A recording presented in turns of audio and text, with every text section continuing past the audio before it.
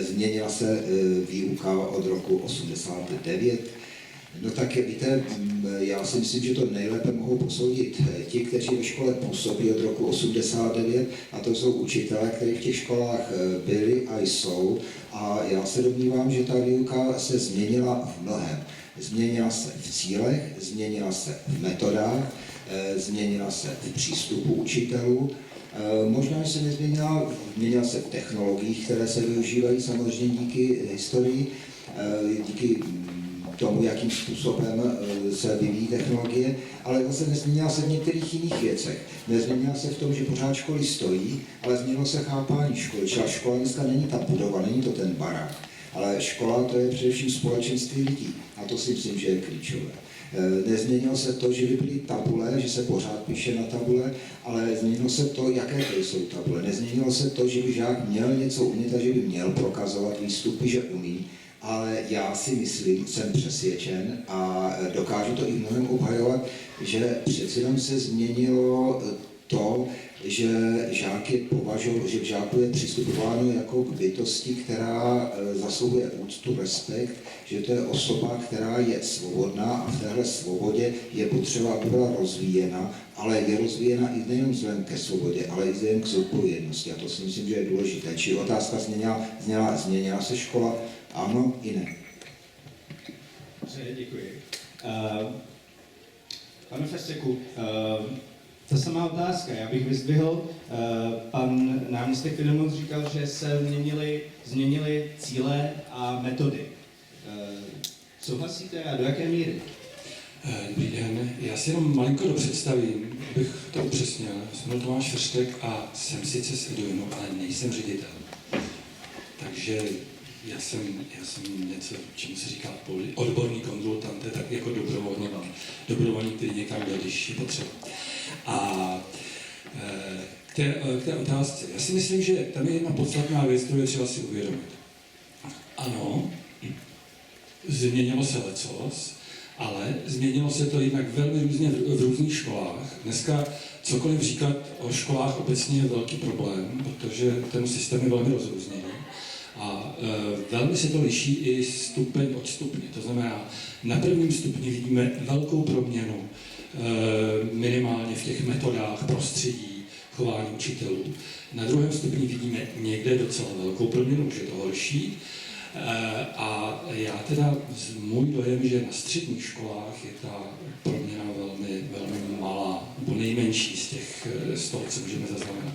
Na druhou stranu, já jsem někdy minulý rok viděl film z roku 1997, od pana režiséra Škrtlanda, který byl, o čem si to celkem jedno, o čem byly tam záběry ze škol, ze základních. A to byl tak strašlivý zážitek, jako se na to dívat. Jo. Teď tam nějaká paní učitelka mluvila o demokracii ve škole, tam seděly teda ty dětičky s těma rukama za zády, s vytřeštěným pohledem. Tak na to bych řekl, že teda tohle se změnilo skoro 100%. Jako takovouhle základku nepotkávám. Čili v tomhle bych viděl tu změnu pozitivní. A k těm cílům, jste se ptal na cíle a metody? Já si myslím, že samozřejmě s rámcovými vzdělávacími programy a školními vzdělávacími programy se cíle posunuly. Nicméně já tady jako vnímám, že samozřejmě třeba státní maturita nebo jednotné přijímací zkoušky leckdy vrací ty cíle od toho, co deklarují ty vzdělávací dokumenty, které jsou orientovány na kompetence a dovednosti a tak dále, hodně k těm znalostem. To znamená, ty cíle se leckdy změnily spíš slovně nebo v těch dokumentech, méně v realitě. A pokud jde o ty metody, tam si myslím, bavíme-li se o středních školách, ty se změnily spíše menšinově. Já pořád mám pocit, že na středních školách převládají ty metody, které jsem zažil na střední škole já. Děkuju. A dokončíme tedy to úvodní kolečko. A zase bych vyzdvihl jednu věc, kterou pan Feřtek zmiňoval. A to je tedy ta rozrůstající se různorodost škol. Pane Koliáši, vy jste tu ze soukromé školy Altis a to je možná, respektive určitě, jedna z velkých změn té doby. Jak vy se díváte tedy na tu změnu od roku 89 i v kontextu vyššího počtu soukromých škol a častokrát i vyšší kvality právě těchto škol. Co se týká kvalit soukromých škol, máme teď jeden čerstvý ukazatel, to jsou výstupy státní maturity. Pokud sečtete hlavní maturitní předměty, jako je matematika, čeština a anglický jazyk a postavíte je do sloupce, tak z 5 nejúspěšnějších jsou 3 soukromé. Jsou to 3 soukromá gymnázia. Ale o tom podrobně teď mluvit nechci. Ta otázka zněla, jak se podle nás změní školství nebo změnilo školství po roce 89. Myslím si, že je to především možnosti. To se týká všech stupňů škol, včetně středních. Všechny školy dostaly možnost, aby využili určité demontáže společných osnov, které byly před rokem 89 závazné, včetně obsahu, včetně forem, včetně časového rozdělení výuky. A každá škola už má zhruba 8 let možnost podle svého školního vzdělávacího programu utvořit nějaký program, který bude něčím zvláštní. To, že se to v určitě nadpoloviční většině případů nestalo a máte pocit, že ta škola nemá žádný školní vzdělávací program, je dáno lidmi, kteří ten program buď dělají, anebo ho nedělají. Nicméně v tom, že nejsme už limitováni osnovami a můžeme si víceméně svoje školní osnovy vytvořit sami, v tom si myslím, že je největší posun a pomaličku zvolna po těch 8 letech se nám ukazuje, že některé školy začínají vyčnívat a začínají být nějak čitelné, patrné, jiné, z takového toho sterilního středu. Čili v tom je asi ta změna možností. Pokud byste si přáli rovnou reagovat, aby jsme to udělali trošku provázanější, určitě to dejte najevo. A vy tady jako zástupce Edwin tady máte pocit, že ty školní vzdělávací programy častokrát nesplňují tu funkci, kterou by měly? Pan kolega to řekl poměrně přesně. Můžeme si bavit o tom poměru těch škol, kde se něco jako reálně děje a kde se neděje nic. Já nevím si to těch poloviční, asi abych možná byl ještě skeptičtější. Ale já bych tu reformu, která začala v roce 2005, na jedné straně velmi hájil, protože ona umožnila těm, kteří věděli, co chtějí, a věděli, jak to chtějí dělat, tak jim umožnilo to dělat. To znamená, na úrovni základních, ale i středních škol se počet těch inovativních škol, které byly vidět, najednou prostě řádově zvedl. Před tím rokem, okolo toho roku 2000, si myslím, že jsem všechny takzvané jako reformní nebo inovativní školy znal osobně a jejich ředitele.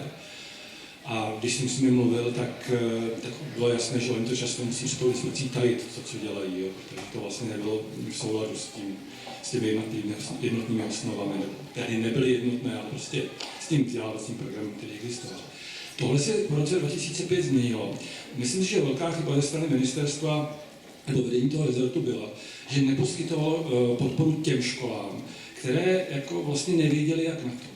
Takže od toho roku 2005 se mění ty školy, které vědí, jak na to, nebo které se šly někam poučit, no ale velká část škol prostě nikam nevyrazila a zůstala v té podobě, které to znamená, já vidím na té reformě mnoho chyb, ale cesta prostřednictvím školních vzdělávacích programů podle mě prostě byla správná cesta. Já jim navážu, děkuju. Víte, já bych tady asi nespojoval kvalitu školy a zřizovatel. Ano, školní vzdělávací nebo rámcové vzdělávací programy vytvářejí prostor pro to, aby ta cesta, aby ta každá škola si mohla vybrat v rámci určitých mantinelů tu svoji vlastní cestičku, což si myslím, že je velmi důležité a dává opravdu prostor pro školy, které chtějí prosazovat určité nebo zdůraznit určité oblasti vzdělávání, na které se chtějí zaměřit, což vytváří zase širokou nabídku studentům, rodičům, aby mohli vybírat školu podle toho zaměření, které chtějí. Ale máme celou řadu škol, které zřizují obce nebo kraje, které jsou velmi inovativní a od začátku celého procesu stály v čele těch inovativních změn. Třeba tady v Praze můžu jmenovat základní školu v Kunraticích, kde je pan ředitel Beran, který od začátku, ať působil na kterékoliv škole, tak vždycky tam tu školu nějakým způsobem proměnil a posunul ji o kus dál, vždycky stala lídrem v té oblasti vzdělávání. Co se týká, když mluvil pan Ferštek o podpoře, tak samozřejmě ta podpora je vždycky připravena pro ty, kteří také ji chtějí hledat. Máme třeba webový portál www.rvp.cz, kde je celá řada metodických materiálů, ale jde o to, jestli ta škola tuhle podporu chce nebo nechce. A záleží to na tom, jak říkal pan kolega, že i rámcové vzdělávací programy poskytují prostor pro inovativní lidi, kteří se chtějí téhle inovace chopit a kteří především mají vizi. Mít vizi určité školy, jak by ta škola měla vypadat, umět tuhle vizi sdělit ostatním, měl natchnout ostatní, umět proto získat i veřejnost, to je základní úkol, který by měl plnit ředitel školy. Další podpora, která byla poskytnuta i třeba ze strany ministerstva, to nebudu tady mluvit zdaleka o všech podporách, základem jakýhokoliv rozvoje, kterékoliv organizace je vždycky její zpětné hodnocení, ten pohled zpátky, říká se tomu evaluace. A v rámci projektu, které ministerstvo podporovalo z evropských fondů, tady byl výborný projekt, který se jmenoval Cesta ke kvalitě a který zase dával škole možnost, aby kombinovala vnitřní hodnocení a vnější hodnocení a hlavně na základě tohohle hodnocení, aby si řekla, co vlastně chceme a jak chceme jít dál. Čili ta podpora tady je, můžeme mluvit, jestli je dostatečná nebo jestli by mohla být větší, to ano, ale podpora je, ale nezdaleka všechny školy ji využívají a to je škoda. Já ještě budu malinko replikovat. Já si myslím, že o podobě té podpory bychom se mohli trochu dohadovat, jak to v kterých letech bylo a jestli opravdu reálně ty školy, které si prostě nebyly jisté, jestli jim teda někdo pomáhal. Ale pozornil bych na jednu věc. Pan kolega mluvil o tom, že klíčová je osobnost ředitele. S tím souhlasím 100%.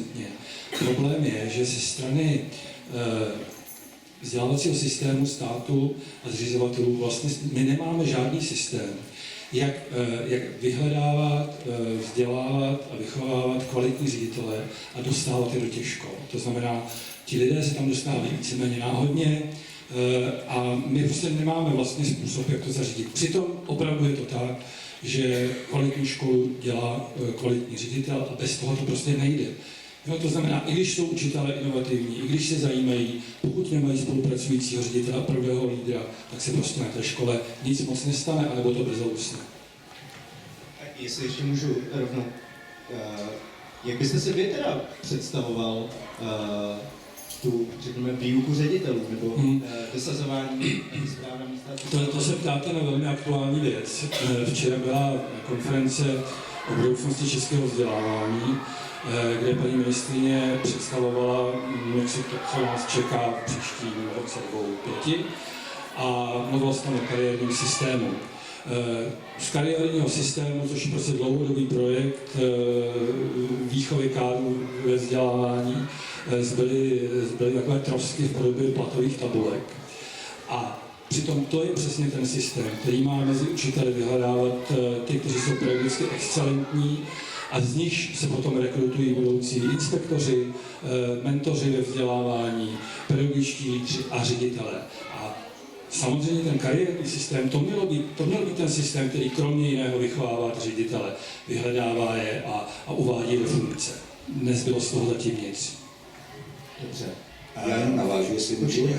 Mluvili jsme o ředitele školy jako o klíčových osobnostech, které by ve vzdělávání měly být tím lídrem, který bude formovat každou školu. Je to určitě pravda.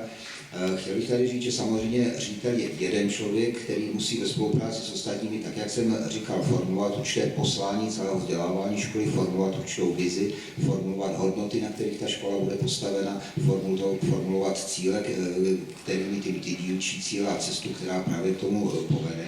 Ale na druhou stranu ten ředitel nemůže být nikdy izolovaná figura.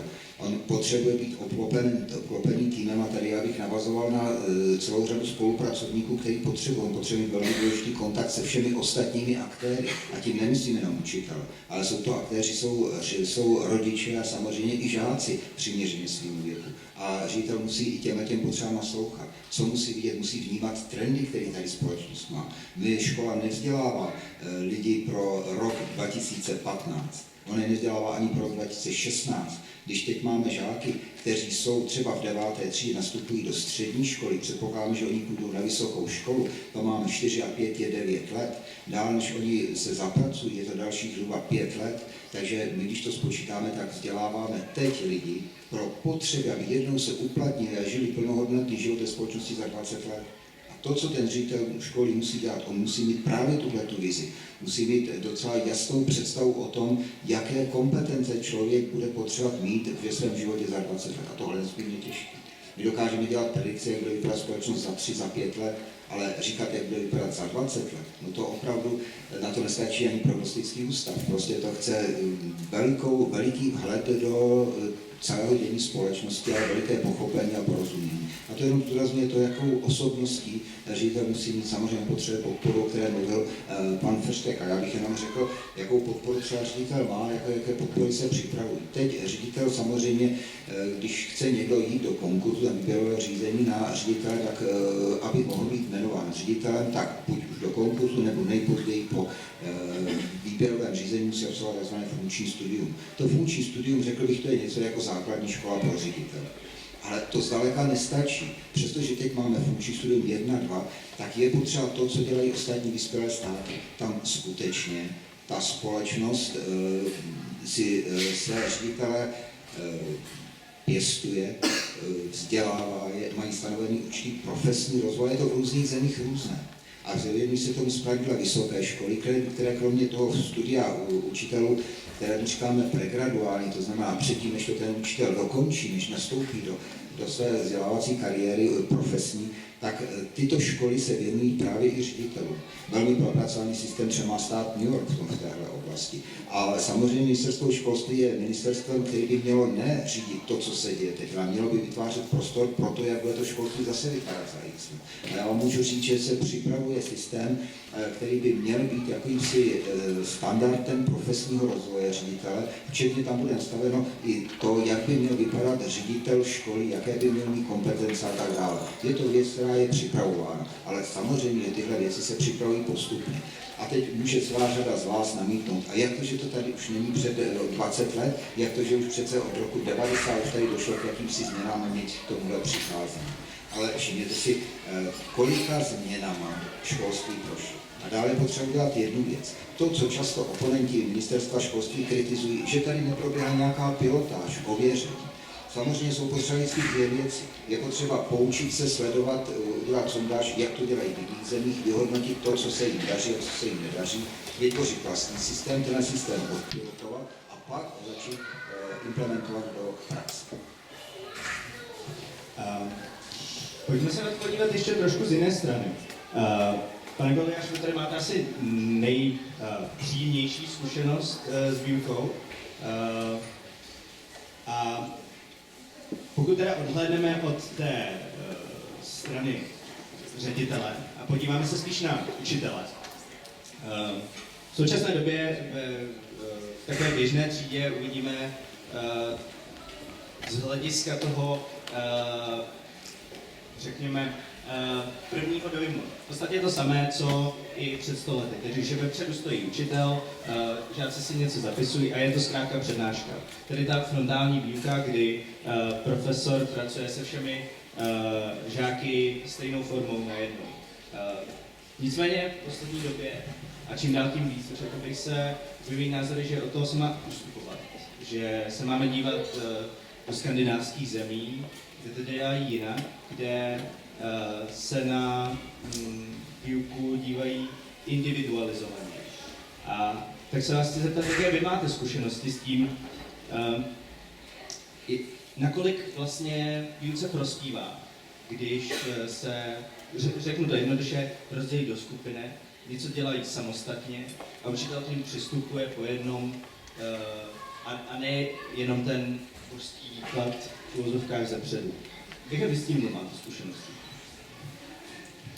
Bych tady nerad působil jako nějaké frontální monstrum, které se stoupilo ze školy. My k vám vlastně hovoříme frontálně teď. Rozdělili jsme si vás do skupinek. Myslím si, že ta frontálnost nespočívá jenom v té přednášce, to je opravdu takový skoro až vysokoškolský obzor. je víc metod frontální výuky, především řízení rozhovor. To si myslím, že je asi v západní tradici, v té kontinentální, něco nejpřirozenějšího. Máte rádi Aristotela, Platóna, tak prostě víte, že staří Řekové dobře věděli, že ten guru, ten filozof chodící v tom soupořadí a poslouchaný těmi studenty, to je ten učitel.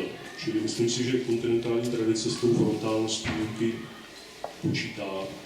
My jsme se po revoluci, já jsem to zažil na začátku své pedagogické praxe, hodně snažili zavést sem anglosaský model projektového vyučování. Já jsem před těmi 16-17 lety začínal ve škole, kde slovo projekt myslelo i na záchodě, prostě vše bylo projektové, vše se dělalo projektově, aniž by ti učitelé nebo ty učitelky spíše věděli, co ten projekt vlastně je. Byl to pokus přenést sem z toho amerického prostředí metodu, která tam je 150 let úplně běžná a normální, byla součástí filozofie pragmatismu, a to se nám nepovedlo, to znamená, nepřinesli jsme sem projekt, na některých školách se za projekty označují metody, které projektovými nejsou. Čili nebyl bych tam úplně macešský vůči frontální výuce, já s ním mám dobré zkušenosti. Znovu musím říct, že učitel, který má nějaký rozhled, zajímá se o kulturu, zajímá se o společnost, rozumí svým žákům, může velice dobře zvládnout ty frontální výuku tak, aby nebyla škodlivá. Já bych měl ještě jeden doplňující dotaz. Mohl byste vlastně osvětlit trošku víc do detailu rozebrat, co to vlastně je ten projekt? Když jste říkal, že častokrát ani ty učitelé sami to nevěděli. Tak to trošku představit. Ale tak jenom k miniatuře. No? Ten projekt byl v té poslední třetině 19. století v Americe. Ta filozofie pragmatismu vlastně vychází z představy, že pravda není to, co se klasicky v aristotelismu podávalo, nějaký souběh mezi realitou a tím, co si myslím. Že zkrátka pravda může být i věcí prožitků, emoce a především přirozeného talentu člověka. Takže ti američtí pragmatici začali tu filozofii integrovat do školství, opravdu to tam je 150 let, formou projektového vyučování, což znamená, že se výuka modeluje v jakési komunitě, v níž každý student tu svoji přirozenost a nějaký ten citový a jiný náboj a charisma objeví. To znamená, projekt v Americe vlastně slouží k tomu, abyste se co nejrychleji naučili vnímat sebe sama jako určitou hodnotu a individualitu. A jak říkám, znovu běží to tam těch 130 let. Já si pamatuju jeden hezký projekt, který jsem zažil právě před těmi 17 lety, když jsem začínal učit. Jedna moje kolegyně se ho vyčetla z jedné anglosaské narychlo přeložené knížky. Ten projekt byl spíš pro nižší stupeň, nicméně objevil se na gymnáziu a spočíval v jakémsi odbourání negativních pocitů, které má žák vůči sobě samotnému. Takže hodina spočívala v tom, projektová hodina spočívala v tom, že se studenti seskupili do kroužků, což je základní znak našeho skoro projektu, zrušíme lavice a sedíme v kruhu a díváme se na sebe. No a cílem toho projektu bylo napsat na papírek, co si o sobě myslím špatného, co vím, že je na mě špatné. Ty papírky se potom žáci naházeli do nějakého takového zahradního grilu, který se přinesl do té učebny. Paní učitelka ty papírky zapálila. V tom momentu ti studenti pocitovali ten úžas toho, jak se pálí ty jejich negativní emoce a vlastnosti. No a potom koncem toho učení nebo toho projektu bylo to, že vyrazila celá třída na školní pozemek v takovém skoro posvátném rituálním zástupu, tam vykopali rýčem jolíka, do toho pohřbili své negativní emoce. Není to špatné, ale nemyslím si, že je to pro nás kontinentálce přirozené. To učení je z jinou tradicí, z jiné tradice. Můžu reagovat? To jsem taky věděl, tohle, co popisujete. Jakkoliv bych se s kolegou shodnul v tom, že i to, co nazýváme frontální výukou, může mít svůj smysl a má smysl, protože na většině škol se to v nějaké podobě odehrává. Tak na druhé straně bych jako velmi silně protestoval proti ironizaci těch projektů, protože to, že velká část škol dělá ty projekty opravdu blbě, že se z toho stala taková jako maníra, to je pravda.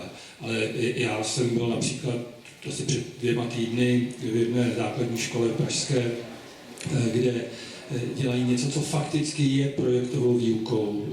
To znamená, že ty žáci jsou v nějakém prostoru, mají nějaké úkoly, mají je na týden, je na nich, že se rozhodují s kým, jak, kdy je udělají. To znamená, frontální výuka tam neprobíhá vůbec a je tam velká míra osobního rozhodování, vzájemné komunikace a tak dále. To znamená, já si nemyslím, že to je metoda k nám nepřenositelná, jenom bych z toho nedělal módu a ty školy bych do toho nenutil, protože pak to často vede k těm jako, poněkud jako směšným anebo zbytečným projevům.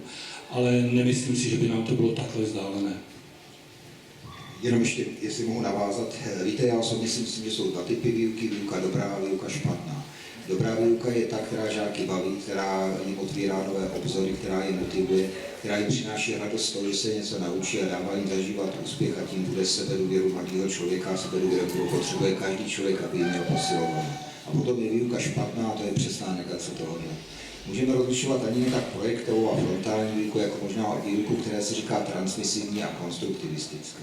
Transmisivní výuka spočívá, to slyšíte v tom slovo transmise, to spočívá v jedné věci, že učitel vezme norimberský trichtýř a teď to, co má ve své hlavě, naleje do hlavy svých žáků. A to je výuka, která je špatná, protože mladého člověka neučí přemýšlet a je nerealizovatelná. A potom je metoda konstruktivistická, ať je to řízený rozhovor, nebo ať je to dobře udělaný projekt, která staví výuku na tom, že žákovi klade otázky, problémy, úkoly a žák nedostává hotové informace, ale on je objevuje. I s těmi chybami, které mají, protože ty chyby taky člověka naučí a toho člověka rozvíjejí. A to jsou ty 2 základní přístupy a samozřejmě nám jde o to, abychom maximálním způsobem rozvíjeli celou osobnost žáka. Ve vzdělávání vůbec nejde jenom o to naučit ho číst, psát, cizí jazyky, integrovat, derivovat. Cílem vzdělávání je budova osobnosti, která samozřejmě taky se v životě uplatní a uplatní se ve společnosti tím, že se zapojí třeba do pracovního do trhu práce a tam bude umět další dovednosti. Ale to je jenom 1/3 celého cíle, který vzdělávání má. Děkuju. Zase bych se o trochu posunul, ale navázal bych tedy na ty projekty, které častokrát se zaměří, pokud si můžeme vzít příklad přípravy na IB, tak tam studenti například v dějepise si vezmou jedno téma a úplně opačně, než jak to děláme klasicky, řekněme v tom českém dějepise, kde se snaží probrat víceméně vše na určitou jednu hladinu, abychom rozuměli všemu aspoň trošku. Tak naopak se podívají na jedno téma, ale velmi silně do hloubky. Tak, že vlastně ty své poznatky mohou potom uplatňovat i na tom, co se naučí na okraji, řekněme, tedy to další. A rozumí tomu problému vlastně úplně jinak. Pane Fesku, jak vy se tedy stavíte k tomuto, kdy zapomeneme na nějaké přesně dané kvantum informací, které se musí naučit a studenti naučit, a raději se zaměříme tedy na to kritické přemýšlení a zaměřování se na jeden problém, z něhož vybíráme tu podstatu. No já bych to hlavně tohle vůbec nenazýval projektovým vyučováním. To si myslím, že... No tak jako, jenom bychom si jako terminologicky rozuměli, tomuhle se někdy říká precedenční učení a mně to teda připadá jako jedna z možných cest. Já bych to opravdu, já mám pocit, že to je jedna z knihovny metod a nechal bych na pedagogovi, aby z nich vybíral podle toho, jak zná své studenty a jak si myslí, že budou na tu metodu reagovat. Já třeba s tímhletím mám velmi dobrou zkušenost a to proto, že ta snaha o ten všeobecný přehled často znamená, že ten člověk ví všechno a nic Když jestliže on nahlédne třeba do jedné historické epochy opravdu detailně, rozumí všem souvislostem, rozumí lidským motivacím, tak si jaksi umí přenést tenhle vhled a tohle poznání i do těch epoch, o kterých ví méně, nebo ke kterým se dostane později v rámci svého třeba profesního života. Čili mně to připadá jako dobrá metoda, ale říkám, je to prostě jedna z mnoha a na těch školách potkáte jakoby nejrůznější způsoby, jak umožnit vhled do historie nebo reality. Když tedy zůstaneme u tohoto a zaměříme se především na tu stránku toho kritického myšlení, jak studenty učit ke zpracovávání informací, tak bych se zeptal, co ministerstvo dělá a jakým směrem v tomto ohledu jde. Co podniká k tomu, aby se studenti vlastně naučili kriticky přemýšlet, aby v době, kdy jsme přehlceni s informacemi měli pracovat? Já bych především řekl, že naprosto souhlasím s tím, že styl výuky by měl vycházet ze dvou věcí. Z osobností žáků, které před sebou mám, a z osobností dítěte, z osobností učitele. Jakkoliv bude kdokoliv diktovat, že tahle metoda je správná a tahle metoda je špatná, tak se snažíme všechny namačkat do jednoho rámce, ale to nelze. Každý jsme jiný a každý máme i jiný styl učení. Každý máme jiný styl přemýšlení, každý máme jiný styl práce. A tady jde o to, aby ten způsob práce, který použiju, ať jako učitel, nebo ať ho používám jako žák, takže to musí být můj styl práce, který je mě vlastní a já ho budu rozvíjet. Kritické myšlení. Víte, metody kritického myšlení ministerstvo podpořilo x projektů, ve kterém bylo kritické myšlení rozvíjeno a považujeme ho za jednu z klíčových dovedností, které má vzdělávání rozvíjet. A je to formulováno v celé řadě i cílů, které máme. Třeba když mluvíme o tom, že jedním z klíčových úkolů vzdělávání je kompetence k učení, tak samozřejmě, že kompetencí k učení je součástí kritické myšlení. Když říkáme, že jednou z kompetencí, kterou by žáci měli mít a měli bychom je vzdělávání cíleně rozvíjet, je řešení problému. Samozřejmě součástí řešení problému je kritické myšlení. Ale další věc je, tyto metody, to jsou naprosto specifické metody, bychom učili. A k tomuhle, tak jak jsem říkal, byla celá řada projektů, existuje tady i, teď nevím, jestli to je OPSK kritické myšlení, nebo jaká to je společnost, která jezdí a škola nabízí vzdělávání učitelů. A potom s tímhle počítáme i v rámci dalšího programového období, operačního programu výzkum vývoj vzdělávání, kde zase budou vypsány projekty, které budou podporovat rozvoj kritického myšlení. Ano, klíčová věc pro každého člověka, protože co je nepřípustné, tam, kde chybí kritické myšlení, tam je prostor pro manipulaci člověka. To znamená ztráta svobody. Ještě my bychom teď udělali krátkou 5minutovou max přestávku, si trošku prokopíme a pak se určitě na to navážeme, ale krátce. Jen krátce té věci, ten dotaz byl na ministerstvo, co vlastně dělá pro rozvoj kritického myšlení, když to vezmu třeba přes příklad průřezových témat. Nevím, jestli o nich víte. V rámcových programech jsou průřezová témata, která jsou úžasná pro rozvoj kritického myšlení.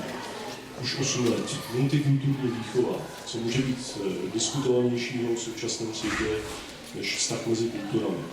Když si vezmete situaci na pedagogických fakultách, a já to sleduju opravdu bedlivě pravidelně, tak na pedagogických fakultách neexistují semináře, které by učitele připravovali na zvládnutí těch exotických témat.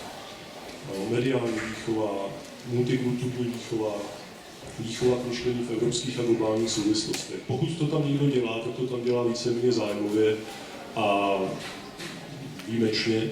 To znamená, učitelé, kteří jsou chrleni pedagogickými fakultami, přicházejí do praxe se svými 2 obory a na hlavu jim při první pedagogické poradě v září spadne nějaké průřezové téma, které mají na starosti. Oni koukají jako orané myšky, co to po nich vedení školy chce. Čili v takové té procesuální nebo praktické rovině nemám úplně jistotu, že ministerstvo tato témata ošetřuje správně. Tak ještě mezi tím si promýšlejte dotazy pak na pány panelisty a teď tady krátkou přestávku.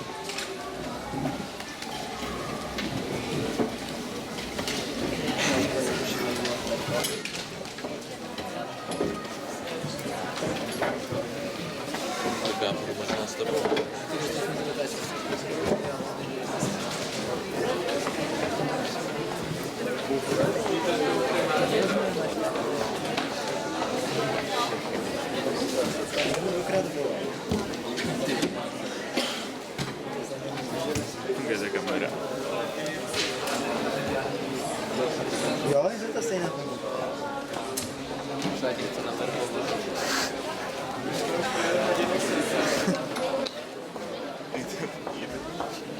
Zpátky, jo, to asi je funkční. Dobrý den, já jsem z gymnázia Opatov v Praze. Chtěl jsem se aktivovat diskuze právě o těch ředitelích. Ne, že bych teda chtěl jako teď, možná teďka mluví, že jsem se přestal, z jaký jsem školy, ale jak je možné technicky, že na nějaké škole může být ředitel, pokud se nemýlím, 22 let? Teďka nevím, na koho ten dotaz teda bych směřoval. Vyjmenujte se tam? Určitě.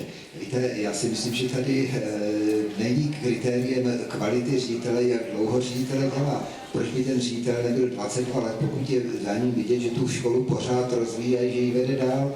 Tady je otázka něco jiného. Má ředitel vizi, umí pracovat s lidmi, umí komunikovat se žáky, umí komunikovat s rodiči, umí komunikovat s veřejností. Vizi, kterou má, dokáže pro ní získat, dokáže přesvědčit své okolí, dělá ta škola pokroky. To je asi jsou klíčové věci. Já budu malinko jenom oponovat. Ano, je to pravda, ale moje zkušenost je, že lidi, kteří jsou v té funkci 19-20 let, potkal jsem teďka několik, tak opravdu už bývají hodně opotřebovaní. A někteří to dokonce o sobě říkají. Říkají, no tak na nějakou proměnu školy, aspoň nějakou, potřebujete 7-10 let. A pak je na místě začít uvažovat, jestli jako nemáte jít na jinou školu dělat ředitele a pokusit se třeba proměnit něco tam. Ale samozřejmě jde to ve chvíli, kdy máte nějakého nástupce, kdy jste si jistí, že ten, kdo přijde po vás, to dílo, které jste odvedl, nebo tu práci, kterou jste odvedl, povede dál. Já ale teda musím říct, že bych s váma souhlasil, že ředitel 20 let ve funkci je spíš problém. Jaké další dotazy?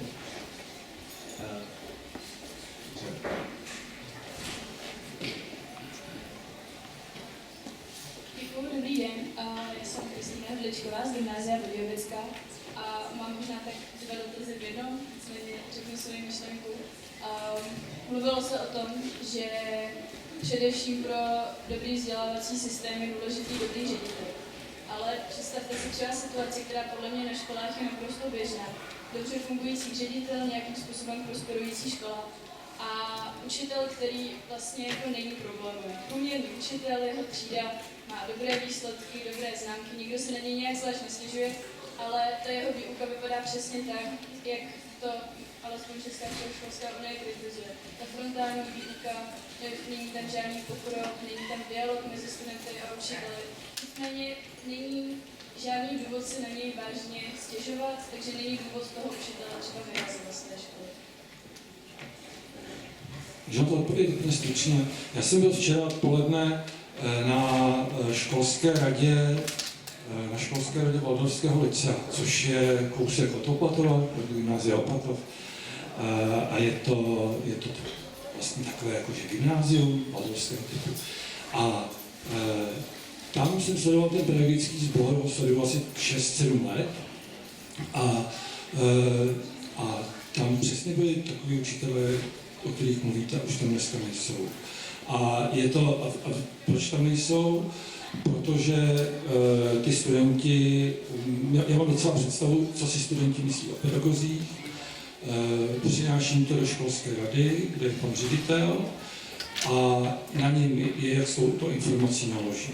A on v naprosté většině případů s tím naložil tak, že za rok tam ten člověk Podporuji ten názor. Za personální obsazení školy je zodpovědný ředitel školy a ředitel školy samozřejmě musí provádět sám kontrolní činnost, kromě toho má ještě další kontrolní mechanismy, kterým patří samozřejmě zpětné vazby jako žáků, rodičů a tak dále. A potom tady je asi klíčový docela při rozhodování, koho si ve škole necháte nebo necháte ten personální kříž. On má dvě osy, smyslovou a vodorovnou, je to klasický kartelský systém. A na vodorovné ose se nanáší umí, neumí, a na svislé ose se nanáší chce se měnit, nechce se měnit. A teď si najdete bod, kde toho svého zaměstnance máte. Optimálně umí a chce se měnit. Takový lidi potřebujete ve škole, takový lidi jsou potřeba ve všech firmách. A potom na opačném kvadrantu souměrné podle počátku souřadného systému, když si to představíte, je člověk, který neumí a nechce se měnit. A to jsou přesně ti lidé, které musíte ze školy dostat jako první. A pak, na čím musíte uvažovat, jsou lidé, neumí a chce se měnit, umí a nechce se měnit. A tam je vždycky důležité s tím člověkem jednat a je potřeba ho posunout daným souřadným systémem. Je potřeba, aby ten člověka posouval do toho kvadrátu, umí a chce se měnit. A člověka, kterého tam posunete, to je člověk perspektivní, který se ve škole musí měnit. Ale tohle jsou takové ty základní manažerské dovednosti, které ředitel měl. Ještě možná jedna věc, učitele částečně utváří jeho studenti. To znamená, můžete se nějakým způsobem dotírat na toho vyučujícího, můžete ho nutit k tomu, aby na vás reagoval. Záleží na tom, jak je ta stínohra mezi tím kantorem a tím studentem nastavená. Není potřeba ho vyhazovat. Pokud je tak šikovně pasivní, že není na vyhození, tak bych šel asi touhletou cestou. Zkoušejte změnit stereotypy a naléhejte na toho učitele svými dotazy, požadavky, inspirujte ho. Zkuste to.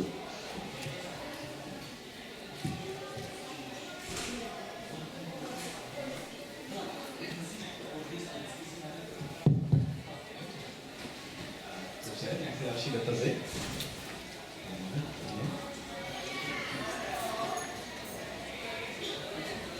Jen vlastně, kde jsou mestříčky určitě chtěl se zeptat, jestli vnímáte nějak vývoj komunikační dovednosti, ve výběru se komunikační dovednosti. Můžete velice žádané pak v praxi, jestli jste se setkali, že se to na té škole nějak vyučuje.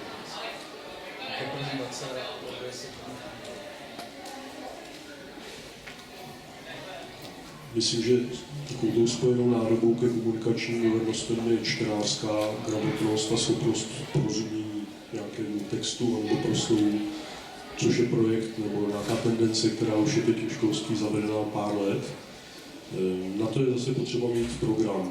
Zase jsme u toho ŠVP, my to například ve vzdělávacím programu máme v primě samostatný kurz umění čtení, umění práce s textem, zpracování referátů, když to studenta pošleme dál, tak ho vlastně naučíme těm postupům, které od něj potom chceme. No a pak to druhé, to znamená, ta komunikace by měla přirozeně vycházet z toho, jak výuka probíhá třeba v projektech, kde se prostě komunikovat a kooperovat musí. Ten posun vidím ve školství. Myslím, že tak, jak přicházejí mladší lidé, jak se snaží s těmi studenty víc v interakci, tak se tahle věc zlepšuje. Já jenom k tomu dodám, tady by byl změněn projekt čtení obsahu ke kritickému myšlení, který dá občanské sdružení kritické myšlení. Dělají to, já nevím, 20 let. Dělají to velmi dobře a dneska si myslím, že ta čtenářská a komunikační gramotnost je už docela jako pevnou součástí těch vzdělávacích programů. Nicméně já se účastním každý rok takzvaného prezentačního fóra, které se koná v gymnáziu na Zatlance a tam se objevuje široká paleta škol, kde studenti vlastně převádí schopnost prezentovat. A musím říct, že tam se permanentně ukazuje jedna věc, je to opravdu zásadní rozdíl mezi kvalitou, v tomto směru schopnosti prezentovat mezi kvalitou absolventů nebo studentů gymnázií a středních odborných průmyslových škol. Tam je vidět, že v tomhle ty gymnázia jsou výrazně napřed. A ten rozdíl je tak velký, že je to opravdu zarážející a pravděpodobně je to tím, že teda na některých školách ještě tuhle gramotnost nezohlednili. A já bych tomu snad dodal jednu věc. Víte, vždycky máme tendenci ve vzdělávání něco vytrhávat. A vytrháváme kritické myšlení a vytrháváme komunikační dovednosti a další. Ale když se třeba vezmeme komunikaci, tak především tam, kde v komunikaci vyjadřujete dvě věci naprosto základní. Vyjadřujete, kým jste, a vyjadřujete, jak si vážíte toho, s kým mluvíte. A ten základ, tu základní věc, mít úctu sám k sobě a vážit si sám sebe. A zároveň mít úctu k tomu druhému člověku a vážit si ho. I když říká věci, se kterými nesouhlasím, i když si myslím něco jiného, i když se chová svým způsobem nevhodně, tak to je vždycky základ té komunikace. A to je základ pak té nonverbální komunikace. A vycvičit někoho v tom, že bude umět řečit, to je to nejjednodušší. Ale takovýhle člověk ještě nikoho nepřesvědčí. Nepřesvědčujte druhého svými slovy, ale přesvědčíte ho tím, kým jste a tím, za koho považujete toho druhého. A i tyhle programy školy mají. Vezměte si třeba etická výchova. Jo, etická výchova je naprosto komplexní systém rozvoje osobnosti, jejíž nedílnou součástí ona má 10 stupňů a jedním z nich je její komunikace. A o tohle by mělo. Nejde o to vycvičit člověka něco, ale jde o to budovat lidskou osobnost. Dobrý den, já jsem Michala Kršperová a jsem z gymnázia na Aleji. A moje otázka je následující. Já se poslední dobou víc a víc často setkávám s tím, že jsou na mojí škole, ale i na jiných školách málo motivovaní studenti. Škola jim prostě nedává to, co když jsou na gymnázii. A právě proto se začínají rozvíjet mimo školu. Jsou třeba v takových uních, jako jsem já, nebo dělají jiné věci. Ale tady nastává problém. Takoví žáci mají hodně absence a v některých případech mají i špatné známky.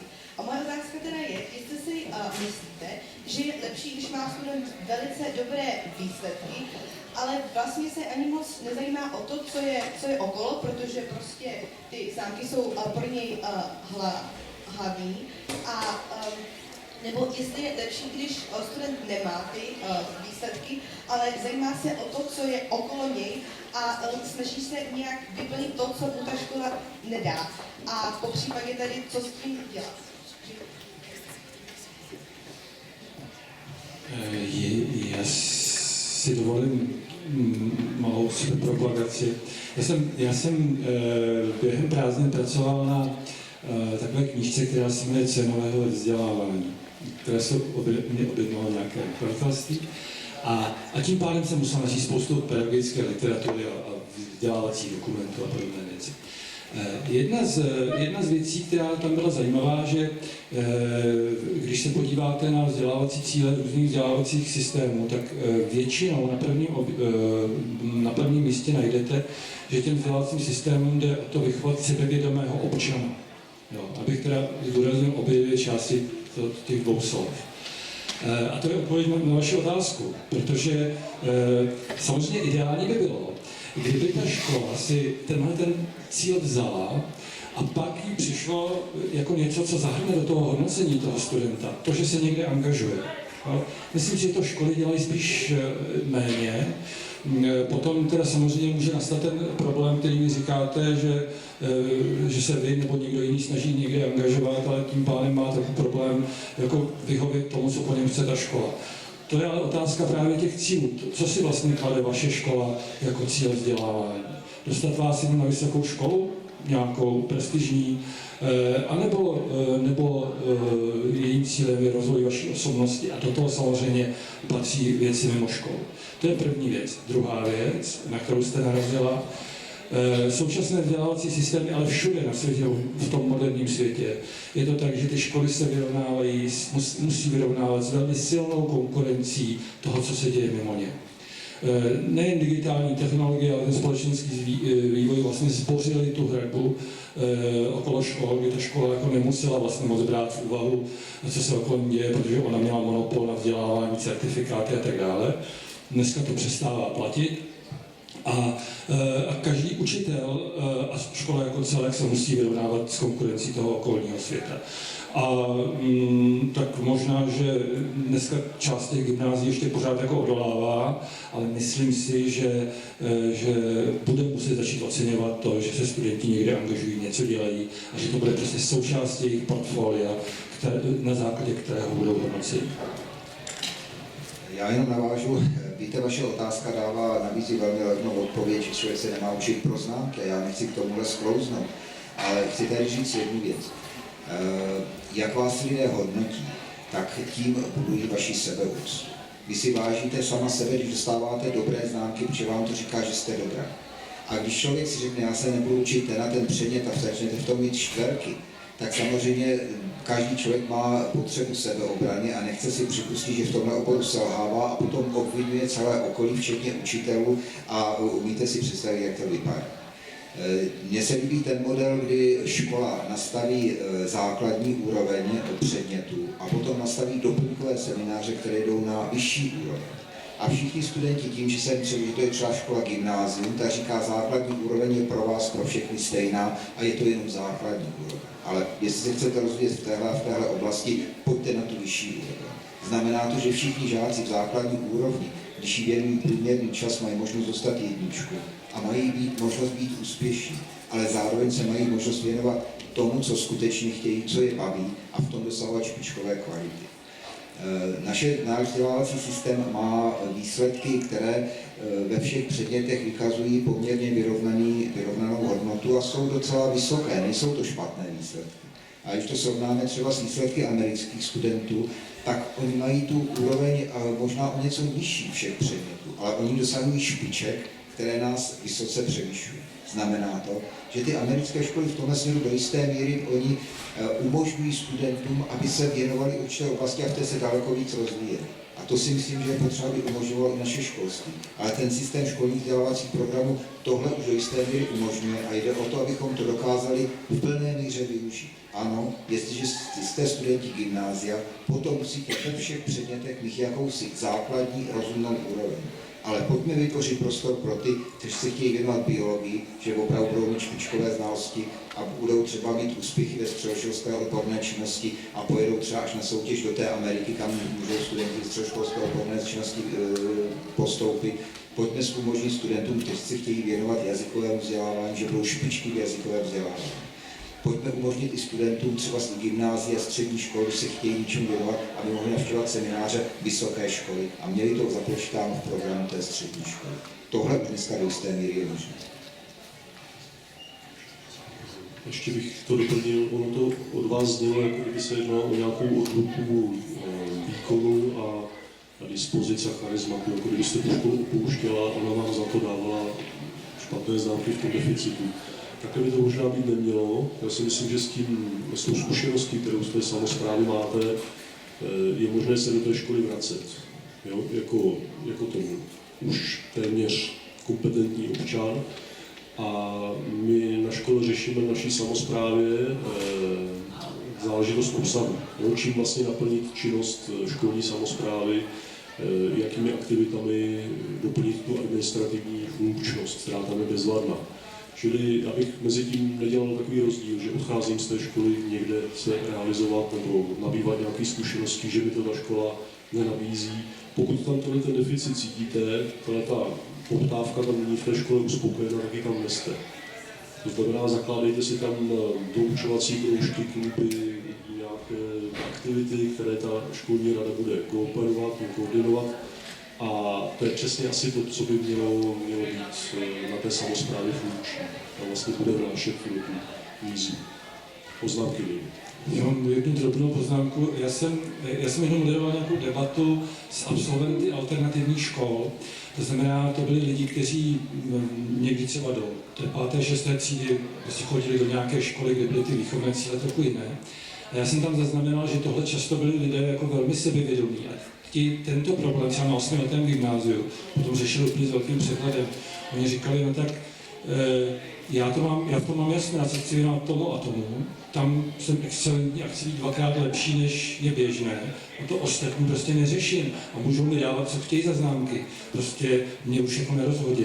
Jo? A bylo to proto, že ten člověk prostě, jestli v 10, 11, byla holka, teda, jestli v 11 letech, ona měla úplně jasno v tom, co v životě chce a podle toho se zařídila. Jo? Čili nejsem vůbec v rozporu s kolegy, ale jako individuálně to lze řešit i takhle. Nějaké? Já jsem Dominik Zámsický z gymnázia OFL a chtěl bych tady nastínit otázku ohledně pedagogů. Nejdřív bych chtěl zmínit ty sovětské státy, tam musí učit pouze lidé, kteří měli na vysokých školách výtečné, výborné výsledky, počkali dokonce červený diplom, aby mohli být učitelé a předávat si znalosti. Což je tady celkem problematické v našem státě ohledně peněz, platů. Tam bych chtěl jenom říct, jestli by nešlo třeba těm výtečným studentům navrhovat, jestli nechtějí předávat své znalosti dál, to znamená, jak na vystudují s tím černým diplomem, aby za ním přišla nějaká komise, někdo z ministerstva školství a nabídli jim tuto možnost učit, předávat své znalosti. Avšak tady je problém, že se v posledních letech řeší, jestli mají mít pedagogické vzdělání. Respektive oni ho musí mít a musí se ho právě i dodělávat. Byť i pan Václav Klaus mladší říkal, že jestli si měli rozhodnout mezi tím, jestli přijme vystudovaná pedagoga, anebo technika na technický předmět, to znamená technika, protože ten potom odví daleko víc. Baví ho a chce to předat dál.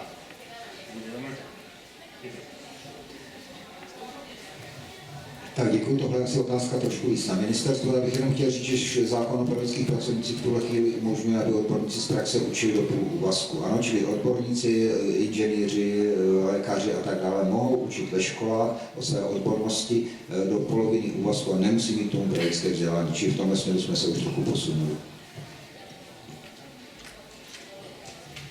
No, ještě k tomu, já myslím, že je to docela zajímavé, že tu otázku, kterou jste nadhodil, to my jsme tady řešili v té 5minutové přestávce zrovna.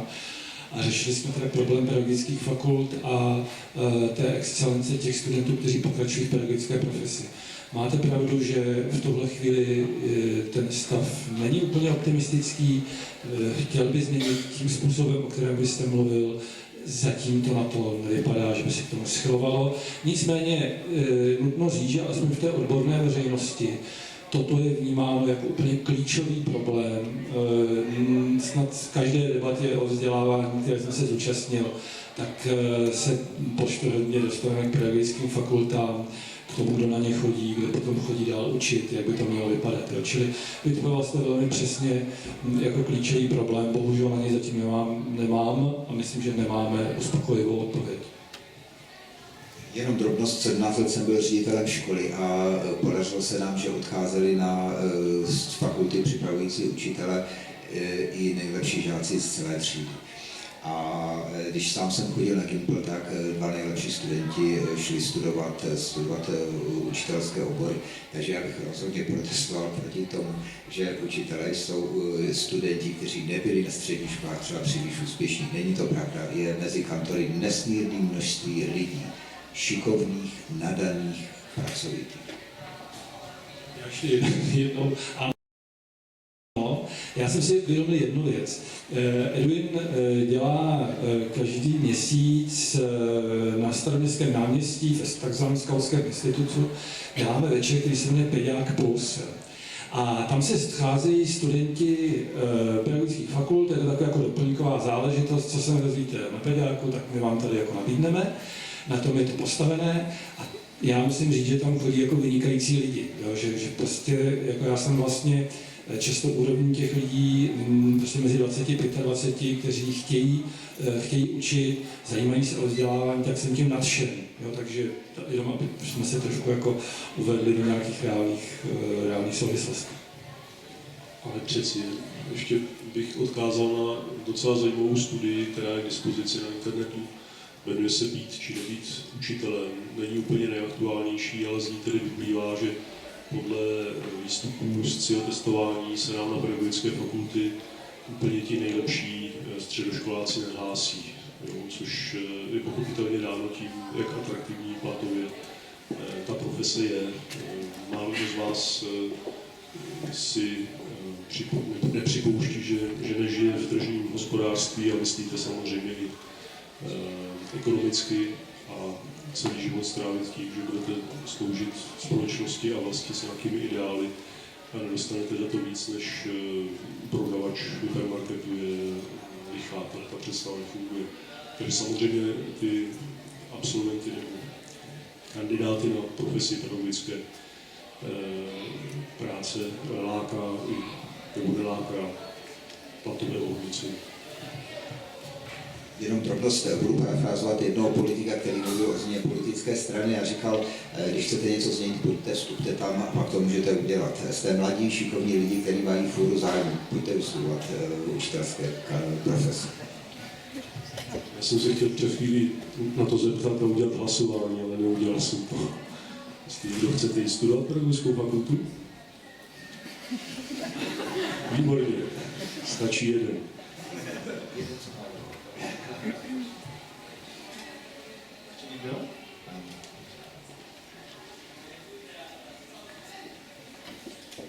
Já se jmenuji Adriana Bilová a jsem z gymnázia Jiřího Huta Jakovského a na našem gymnáziu vlastně program pro integraci studentů s Aspergerovým syndromem. A já tam chodím vlastně 7. rokem a za celou tu dobu se nikdo nepřišel zajímat o to, jestli tenhle program plní to, co opravdu má. A moje otázka je tedy, proč to není nějak více kontrolováno. Škola vlastně obdrží grant a už nikoho nezajímá, jestli ten grant je využit správně. A ty lidé, kteří s těmito studenty pracují, nejsou pohodlí vůbec dostatečně proškolení na to, aby mohli něco dát a aby jako i nás ta výzva s nimi nějak moc neovlivňovalo nebo nebrzdilo. Jsem zeptal ten grant, když mluvíte o grantu, tak kdo ten grant udělal, víte to? Myslím, že Evropská unie. Určitě je to z evropských fondů, z nějakého... Dobře. Tak jenom k tomu řeknu, že pokud to jsou evropské peníze, takže vždycky tam potom jde následná kontrola, někdy jsou kontroly v průběhu projektu a ta kontrola probíhá. Pokud to jsou projekty ministerstva školství, tak se samozřejmě k tomu, aby škola mohla dosáhnout na projekt, musí prokázat předem stanovené naplnění stanovených kritérií a zpravidla tam bývá právě příslušné vzdělání a tak dále, příslušné zajištění podmínek. Víte, ono je velmi obtížné říct, jestli tam u vás kontrola byla nebo nebyla. Já předpokládám, že byla. A samozřejmě s jakým výsledkem a tak dále, co tam všechno proběhlo, tam by potom bylo potřeba se podívat na konkrétní věci. Jak samozřejmě kromě toho škola je nejméně jednou za 6 let navštěvována Českou školní inspekcí, která provádí takovou komplexní inspekční činnost, čili ta by měla zasáhnout do všech činností školy. Čili nemyslím si, že tam kontrola neprobíhá, jde samozřejmě o to, jak jsou naplňovány cíle daného rozvojového projektu nebo projektu Evropské unie.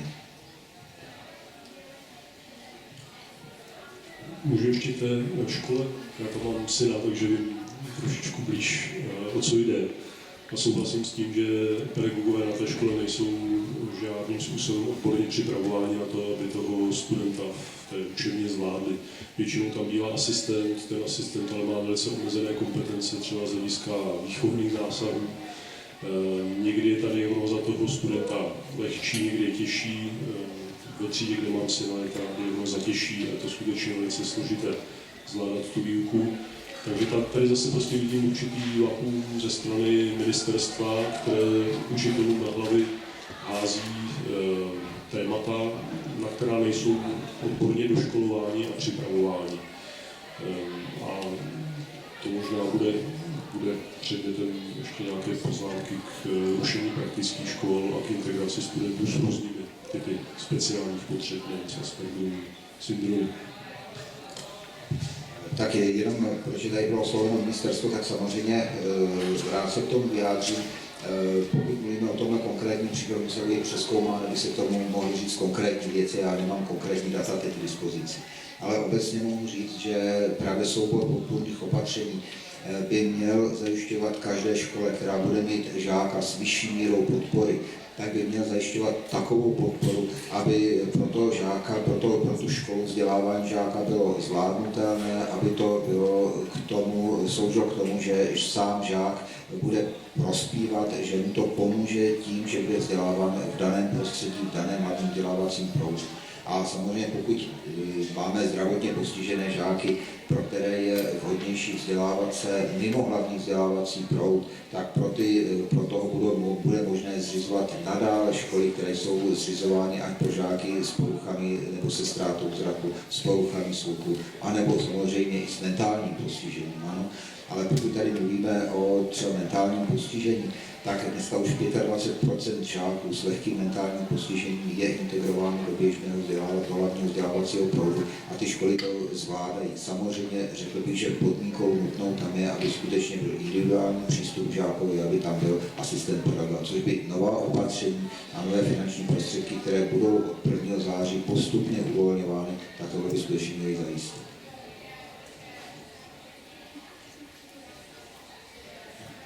Díky. Dobrý den, Jan Paperovský, já už tady na střední škole nestuduju, ale mám dotaz týkající se o rovnosti ve školách. Protože jsme se tady, nebo říkali jste, že je velké množství škol, které jsou to skutečně excelentní, kde se povedla ta reforma, kam chodí nadaní žáci. Ty školy, které jsou takto úspěšné, si dále stahují nadanější a nadanější žáky a motivované rodiče. Ale potom tady tím pádem musí vznikat školy, které jsou horší a jsou stále horší. Jako co s tím, protože podle mě to problém, který je ještě horší třeba jinde než v Praze. Já než na to zkusím z části odpovědět, protože pak asi to je na panu náměstkovi. Já bych jenom řekl, že bych nesouhlasil s částí toho vašeho tvrzení. Já si nemyslím, že nutně excelentní školy si musí stahovat jenom excelentní děti a motivované rodiče. Znám opravdu mnoho škol, které velmi cíleně pracují i s dětmi, jako s běžnými dětmi, a nebo s dětmi třeba i z nějakého vyloučeného slabšího prostředí.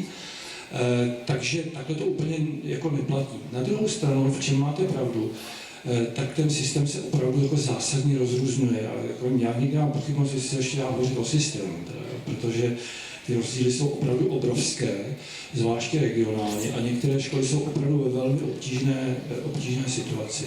A moje odpověď na to, co s tím, ta odpověď je podobná, když se prostě ptáme na všechno možné, co s tím, tak já už mám poslední dobou jenom jednu odpověď.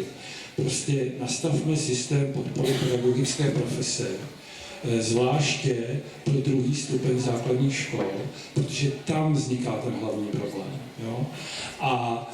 A myslím si, že ve chvíli, kdy toto budeme dělat, tak aby je to podobné jako ten systém, který se má nabízet těm školám, které přijmou nějaké dítě v inkluzi, a my mu máme nabídnout v nějakých 6 stupních finanční podporu pro různé stupně podpory. To si myslím, že je správný systém, pokud bude fungovat a budou na něj peníze. To druhé, teda to si nejsem jistý, jestli tak opravdu bude, ale kdyby to tak bylo, tak ten systém je správný. A já si myslím, že úplně identicky to má být, pokud jde o podporu učitelské profese. Tady má být nastaven systém, který ta škola může využít, když ho potřebuje, tak, aby se začaly snižovat rozdíly mezi těmi školami. No, a tím pádem ty rodiče budou mít menší potřebu dávat to dítě někam do nějaké školy, kterou si buď sami založí, nebo si vyberou nějakou elitní. Já velmi často komunikuji třeba v menších městech s rodiči, kteří uvažují o založení vlastní školy. Ty rozhovory jsou jak přes kopírák. Oni říkají, já jako nechci vlastně dítě dávat do nějaké jako školy vlastně vyloučený, byť je to pro ty jako lepší. Já bych chtěl, aby chodil do normální školy, ale obešel jsem 5 škol v okolí a prostě do těch já si tě nedám. Jo? Ale to jsou přesně lidi, kteří pokud se tyhle ty školy středního proudu zlepší, tak oni ho tam dají naopak rádi.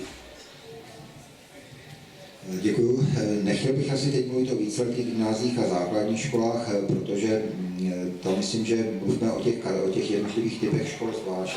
Když budu mluvit o základních školách, tak máme školy, které jsou opravdu výborné a jsou zajímavé svým vzdělávacím programem a zpravdu jsou zajímavé tím, že tam učí výborný učitel, který třeba se nadstandardně těmhle dětem věnují. A samozřejmě to, co je potřeba, je těmhle školám dál poskytnout prostor, aby byly výborné. Ale co je potřeba vzhledem k těm školám, kteří jsou nějakým způsobem pasivní, tak nerozvíjejí se, tak pokud to jsou běžné školy, které jsou v běžné společnosti, nejsou v nějaké sociálně vyloučené lokalitě, tak samozřejmě těm školám je potřeba poskytnout takovou podporu, aby tato škola také si vytvářela svůj jedinečný vzdělávací program, aby dokázala pracovat s učiteli, získat učitele proto, aby se rozvíjeli, aby ve svém profesním rozvoji šli dál a nabízeli těm rodičům a dětem něco zajímavého. Víte, když jsme tady mluvili o profesi ředitele, tak on ředitel musí jednou po 6 letech obhajovat svoji činnost, musí zdůvodňovat, proč takovým způsobem pracuje. A to já si myslím, že je velmi zdravé. Ale samozřejmě potom tam na druhé straně musí sedět člověk, který dokáže objektivně posoudit, jestli ten člověk, ten ředitel udělal ve své škole kus práce, nebo neudělal. A tady je velmi důležité právě, aby ta škola měla stanovený a zpracovaný jasnou koncepci, kterou se chce rozvíjet. Pak jde sledovat do jisté míry, do jaké míry ta škola se tímhle směrem ubírá nebo neubírá. Ale samozřejmě pak máme další školy, a to jsou školy ve vyloučených lokalitách, a to je problém, který není problém jenom vzdělávání. To je celospolečenský problém a měly by na to být zaměřený teď programy, které právě budou financovat pro řešení sociálně vyloučených lokalit, a těch lokalit je v České republice definováno asi 78 a jsou nejenom v Ústeckém a Moravskoslezském kraji, ale jsou po celé republice. Ano, tam je problém se segregovanými školami a tam je potřeba řešit tuhle problematiku komplexně. Ještě mám jednu poznámku, jsem si uvědomil, že jedna z možností, jak ty rozdíly vyrovnávat, je teďka v té nové výzvě, tedy k těm evropských projektů, na co lze čerpat peníze, tak jsou takzvané mapy, což jsou vlastně skupiny škol, které se nějak jako dohodnou, jak budou navzájem spolupracovat a tak dále. Já jsem se ocitl v jedné realizační skupině takového mapu tam, kde bydlím, což je prostě někde na pomezí jižních a středních Čech. A tam přesně tohle řešíme. Jo. Tam máte jednu školu, kde je rozumný ředitel, která se docela jako vyvíjí dobře, a okolo 4 nebo 5 dalších škol, které jsou na tom teda výrazně hůř, nebo každá jinak, a potom jednu praktickou speciální školu. A tam se najednou ukazuje, že jestliže existuje nějaká podpora, existují nějaké peníze, aby se ty lidi mohli scházet, aby se tam něco jako dělalo, tak najednou oni mohou začít sdílet nějaké zkušenosti, co se jim nepodařilo, mají nějaké vedení a je to jedna z možností, jak tyhle rozdíly vyrovnávat. Tak možná poslední dotaz, už se nám krátí čas.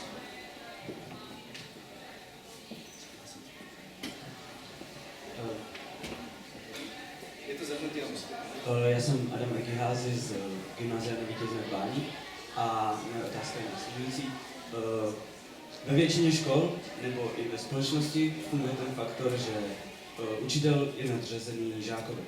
A mám to i z vlastní zkušenosti, že tento faktor pomáhá tomu, že učitel nenaslouchá žákovi nebo zabraňuje komunikaci mezi žákem a učitelem, protože učitel se řekne, já jsem učitel, jsem nadřazený žákovi, vím toho víc a nemám důvod poslouchat jeho názor. Čímž pádem nejde vymášnout z toho žáka maximum, když ten učitel neposlouchá jakoby ty potřeby toho žáka. A jestli si myslíte, že se tímto jde nějak vypořádat nebo vést ty učitele k tomu, aby komunikovali s těmi žáky a respektovali i ten jejich přímý názor, nejenom ten svůj vlastní. Já tu mám jednu poznámku. Asi před měsícem jsem mluvil s nějakým panem ředitelem na Jižní Moravě, ředitel velké základní školy, a on říkal, když jsem se před 5 lety nastoupil, tak se tady všichni k sobě chovali hrozně a děti se chovali hrozně a tak. A první, co já jsem začal řešit, je vlastně, jak se chovají k sobě navzájem učitelé a jak se chovám já k nim. A zjistil jsem, že když po roce a 2 se mi podařilo jako napravit vztahy ve sboru, tak najednou jsem zjistil, že vlastně děti řešit nemusím, protože ty jenom zrcadlej, co se děje v tom sboru. Jo. A vlastně najednou na té škole to bylo docela v pohodě. Já si myslím, že tohle, čili ten respekt, jo, ten se vlastně nastavuje v tom systému tak, že ministerstvo musí mít respekt vůči těm školám, jejich pedagogické autonomii, byť je vlastně nějak jako metodicky řídí, jen co s nimi dělá. Ředitel musí mít respekt ke svému pedagogickému sboru, jestliže chce, aby učitelé měli respekt ke svým studentům. To je opravdu systémová záležitost, to zrcadlení je tam několika stupňové. A už jsem tady zmínil včerejší školskou radu na Valdorském liceu. My jsme tam řešili, jak studenti vstupují do života, jak jsou vybaveni a tak dále. A já jsem se ptal učitelů, jestli jim říkají, jako v čem jsou ty studenti dobří a jestli jako nějak orientují v jejich profesi. A jestli mě něco zarazilo, nebo vlastně překvapilo, tak byla opravdu mimořádná úcta těch učitelů, těch pedagogů vůči osobnostem těch studentů. Oni říkali, no tak my je samozřejmě známe, vnímáme je, ale já si nepřipadám jako práv toho, abych jim říkal, jaký jsou a co mají dělat. Já jim do hlavy nevidím, já jim nabízím možnosti, ale já musím mít respekt k jejich osobnosti, kterou jsem schopen poznat jenom částečně. A tento respekt ale se opravdu jaksi nastavuje v té sborovně, v komunikaci mezi tím ředitelem a tím sborem. A pokud k tomu tam dojde, tak já si myslím, že u velké části pedagogů nastává ten respekt vůči tomu studentovi. Já myslím, že takováhle ta komunikace ze strany učitele občas bývá projevem syndromu vyhoření, což učitelů kolem 40-50 let v těch platových a jiných podmínkách, v jakých se nachází, je docela častý jev. To znamená, velice složitě k takovému kantonovi budete hledat cestu, vždycky dobré položit si otázku a o čem bych se s ním chtěl bavit, co o něm vlastně vím. Je to pro mě nějaká hlásná trouba, která transformuje učebnici do přednášky, nebo je to živá bytost, která má nějaké zájmy, nějaké vlastnosti, může mě něčem oslovit. Tady je asi potřeba s tímhletím v uvozovkách pacientem, protože co si budeme namlouvat, to už je vlastně diagnóza, zacházet jako s pacientem a položit si otázku, jak ty lidé najít cestu. Nejhorší, co ta třída může udělat, je, že prostě ten poměr k tomu učiteli zakonzervuje a přistoupí na tu na autoritu, která tam v podstatě není. Čili v tomto nějakým mikro případu, v kterém jste mluvil, bych asi postupoval, bych se snažil s tím učitelem najít nějakou společnou řeč. Ale jinak to samozřejmě globálnější. Já bych asi jenom zdůraznil to, že to je skutečně otázka kultury školy a několikrát tady v dnešním setkání padlo úcta a respekt. A víte, jestliže ředitel školy má úctu a respekt k učitelům, k rodičům, k žákovi, tak nastavuje určitou normu té kultury, která se nese dál. Ale tady nestačí jenom po někom vyžadovat, budeš mít úctu a respekt k druhému člověku, protože to nelze vynutit. Ale to souvisí s tím, o čem tady debatujeme dneska, a to je to kritické myšlení, ale tady samozřejmě musí náležet otázka, proč já mám mít úctu a respekt k nějakému člověku, proč si mám druhého vážit. A tohle je potřeba docela vážně zodpovědět. Tady je potřeba se ptát, a kde je lidská osobnost. A že zdůraznit to pojetí lidské osobnosti, které dneska je zdůrazňováno i moderní psychologií, že lidská osobnost ve svém jádru je potenciálně dobrá, krásná bytost, která má obrovský potenciál rozvoje. A že i člověk, který dneska je třeba někde na té své životní cestě jinde než já, takže jednou může být ještě úplně jinde než jeden učitel. A vždycky přistupovat i k mladému člověku, jako k člověku s tímto obrovským potenciálem, k člověku, který potřebuje milovat a potřebuje být milován. To je základní potřeba každého člověka, stejně tak jako potřeba se rozvíjet. To je základ postoje a té úcty k druhému člověku, a ten člověk se momentálně chová jakkoliv. Tak já vám děkuji za hezký závěr. Stejně tak děkuji za zajímavé dotazy a vůbec za kvalitní debatu. Ještě pokud máte náhodou nějaké dotazy, které jsme nemohli zodpovědět, tak budou následovat workshopy. Pan Feřtek se bude účastnit a budou tam i další, to vám za chvíli vysvětlí Simča. Takže ještě jednou děkuji moc krát i vám. Děkujeme za pozvání. Já vám teď prozradím jenom pár technických informací, takže já si budu mluvit bez mikrofonu, slyšíte mě všichni doufám. Teď bude následovat 15-minutová přestávka, ale zase je pro vás připraveno občerstvení, takže si nabídněte.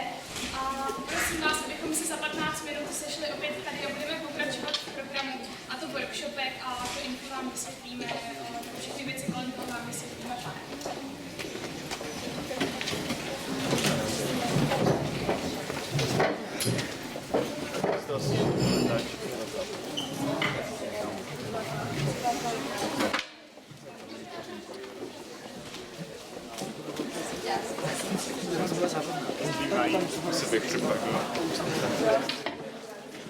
To není úplně moc propagativní, protože ředitelku, ale na bude říct názvy, ale není to už takový